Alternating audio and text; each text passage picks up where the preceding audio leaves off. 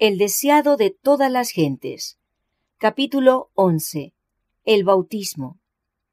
Este capítulo está basado en Mateo 3, versos 13 al 17, Marcos 1, versos 9 al 11, Lucas 3, versos 21 y 22.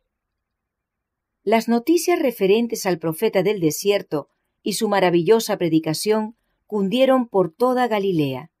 El mensaje alcanzó a los campesinos de las aldeas montañosas más remotas y a los pescadores que vivían a orillas del mar, y en sus corazones sencillos y fervientes halló la más sincera respuesta. En Nazaret repercutió en la carpintería que había sido de José, y uno reconoció el llamamiento. Había llegado su tiempo. Dejando su trabajo diario, se despidió de su madre y siguió en las huellas de sus compatriotas que acudían al Jordán. Jesús y Juan el Bautista eran primos, estrechamente relacionados por las circunstancias de su nacimiento. Sin embargo, no habían tenido relación directa. La vida de Jesús había transcurrido en Nazaret de Galilea, la de Juan en el desierto de Judea. En un ambiente muy diferente habían vivido recluidos, sin comunicarse el uno con el otro. La providencia lo había ordenado así. No debía haber ocasión alguna de acusarlos de haber conspirado juntos para sostener mutuamente sus pretensiones. Juan conocía los acontecimientos que habían señalado el nacimiento de Jesús. Había oído hablar de la visita a Jerusalén en su infancia y de lo que había sucedido en la escuela de los rabinos. Conocía la vida sin pecado de Jesús y creía que era el Mesías, aunque sin tener seguridad positiva de ello. El hecho de que Jesús había quedado durante tantos años en la oscuridad, sin dar ninguna evidencia especial de su misión, daba ocasión a dudar de que fuese el ser prometido. Sin embargo, el Bautista esperaba con fe, sabiendo que al tiempo señalado por Dios, todo quedaría aclarado. Se le había revelado que el Mesías vendría a pedirle el bautismo, y entonces se daría una señal de su carácter divino. Así podría presentarlo al pueblo. Cuando Jesús vino para ser bautizado, Juan reconoció en él una pureza de carácter que nunca había percibido en nadie. La misma atmósfera de su presencia era santa e inspiraba reverencia. Entre las multitudes que le habían rodeado en el Jordán, Juan había oído sombríos relatos de crímenes y conocido almas agobiadas por miriadas de pecados. Nunca había estado en contacto con un ser humano que irradiase una influencia tan divina. Todo esto concordaba con lo que le había sido revelado acerca del Mesías. Sin embargo, vacilaba en hacer lo que le pedía Jesús. ¿Cómo podía él, pecador, bautizar al que era sin pecado? ¿Y por qué había de someterse el que no necesitaba arrepentimiento a un rito que era una confesión de culpabilidad que debía ser lavada?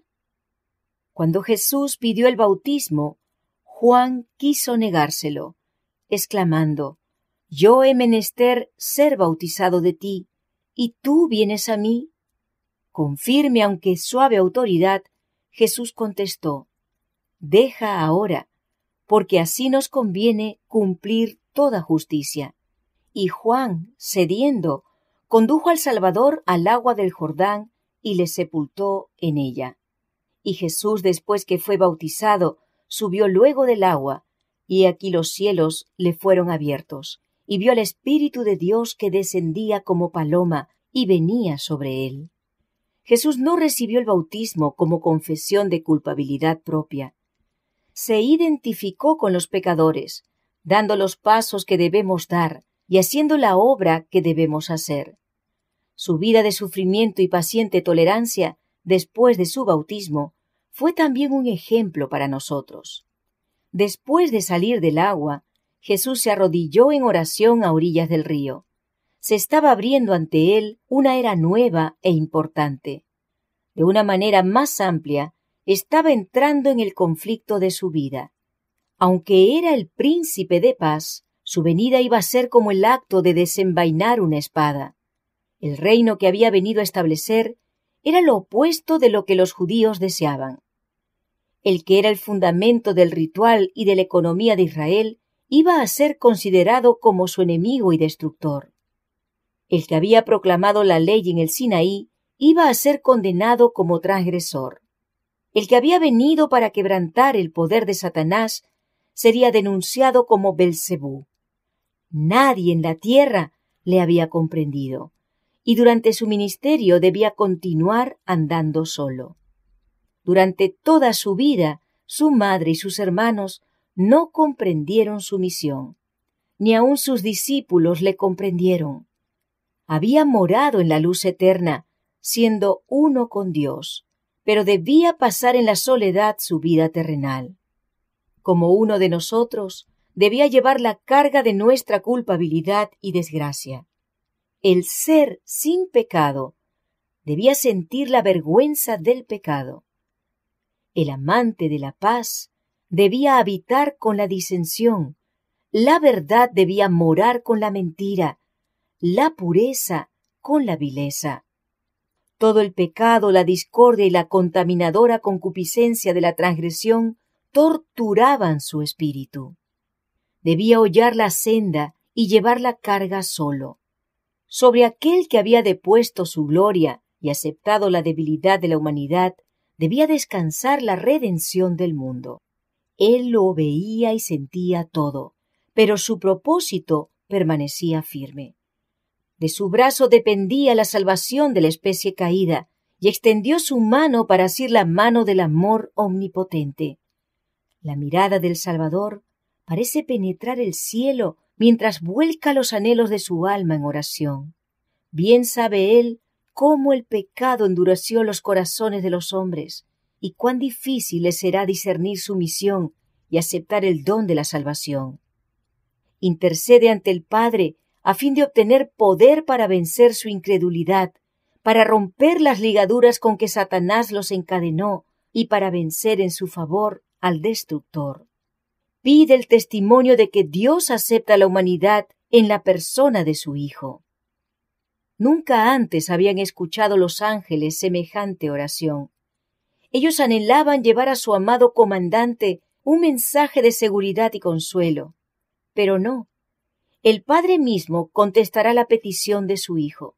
Salen directamente del trono los rayos de su gloria. Los cielos se abren y sobre la cabeza del Salvador desciende una forma de paloma de la luz más pura, emblema adecuado del manso y humilde. Entre la vasta muchedumbre que estaba congregada a orillas del Jordán, pocos, además de Juan, discernieron la visión celestial. Sin embargo, la solemnidad de la presencia divina embargó la asamblea. El pueblo se quedó mirando silenciosamente a Cristo. Su persona estaba bañada de la luz que rodea siempre el trono de Dios. Su rostro dirigido hacia arriba estaba glorificado como nunca antes habían visto ningún rostro humano. De los cielos abiertos se oyó una voz que decía: «Este es mi Hijo amado, en el cual tengo contentamiento». Estas palabras de confirmación fueron dadas para inspirar fe a aquellos que presenciaban la escena y fortalecer al Salvador para su misión. A pesar de que los pecados de un mundo culpable pesaban sobre Cristo, a pesar de la humillación que implicaba el tomar sobre sí nuestra naturaleza caída, la voz del cielo lo declaró Hijo del Eterno.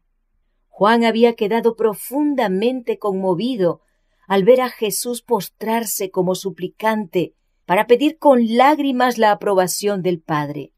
Al rodearle la gloria de Dios y oírse la voz del cielo, Juan reconoció la señal que Dios le había prometido. Sabía que era al Redentor del mundo, a quien había bautizado.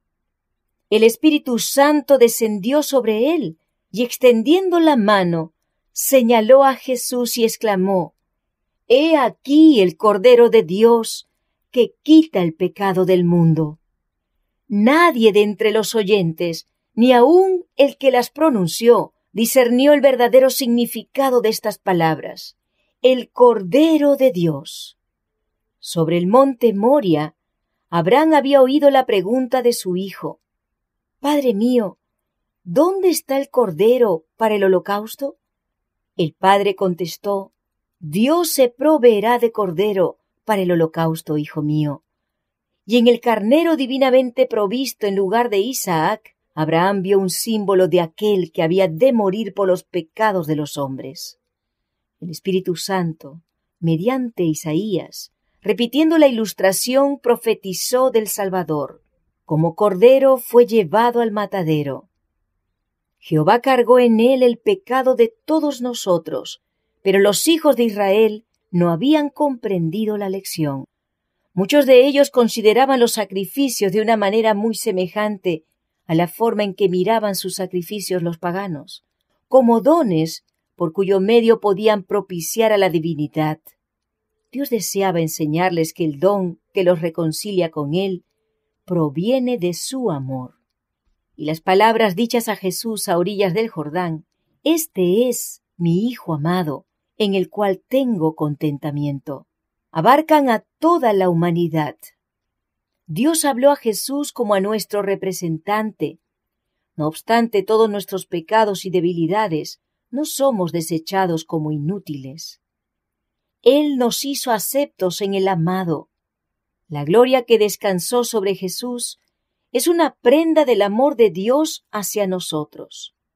Nos habla del poder de la oración, de cómo la voz humana puede llegar al oído de Dios y ser aceptadas nuestras peticiones en los atrios celestiales. Por el pecado, la tierra quedó separada del cielo y enajenada de su comunión, pero Jesús la ha relacionado otra vez con la esfera de gloria. Su amor rodeó al hombre y alcanzó el cielo más elevado. La luz que cayó por los portales abiertos sobre la cabeza de nuestro Salvador caerá sobre nosotros mientras oremos para pedir ayuda con que resistir a la tentación. La voz que habló a Jesús dice a toda alma creyente: «Este es mi Hijo amado, en el cual tengo contentamiento». Amados, ahora somos hijos de Dios, y aún no se ha manifestado lo que hemos de ser, pero sabemos que cuando Él apareciere, seremos semejantes a Él, porque le veremos como Él es. Nuestro Redentor ha abierto el camino, de manera que el más pecaminoso, el más menesteroso, el más oprimido y despreciado, puede hallar acceso al Padre. Todos pueden tener un hogar en las mansiones que Jesús ha ido a preparar. Estas cosas, dice el Santo, el verdadero, el que tiene la llave de David, el que abre y ninguno cierra, y cierra y ninguno abre. He aquí, he dado una puerta abierta delante de ti, la cual ninguno puede cerrar.